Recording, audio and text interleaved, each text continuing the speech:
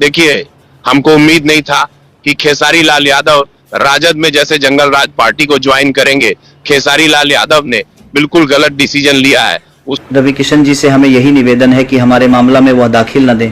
हमें कहाँ ज्वाइन करना है कहाँ नहीं हमको खुद पता है। रवि किशन जी को हमें बताने की जरूरत नहीं कि हम राजद जो खेसारी लाल को रवि किशन ने ज़बरदस्त तरीके से पेल दिया गया, पेल धमकी दी गई। धमकी देने के कारण क्या दोस्तों, मैं यही बताना चाहता खेसारी लाल चुनाव में अभी जैसे 15 दिन हुए, 15 हुए उनको वोट मिलने की टिकट मिलने के कारण खेसारी लाल यादव को काफ़ी विवाद हुआ। विवाद के कारण क्या है, रवि किशन ने धमकी दी गई कि सीट रद्द होने का चांस होना चाहिए, क्योंकि पावर स्टार पवन सिंह के खिलाफ ने रवि किशन ने बोला।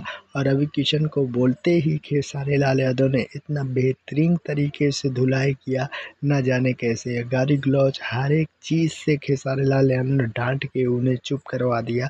तो मिलते हैं एक नए वीडियो में। जय हिंद, जय भारत, वंदे मातरम।